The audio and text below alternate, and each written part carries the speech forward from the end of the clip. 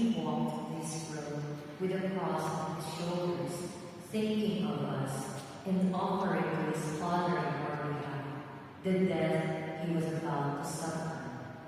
My Lord Jesus, I praise your suffering so that it be from me until death.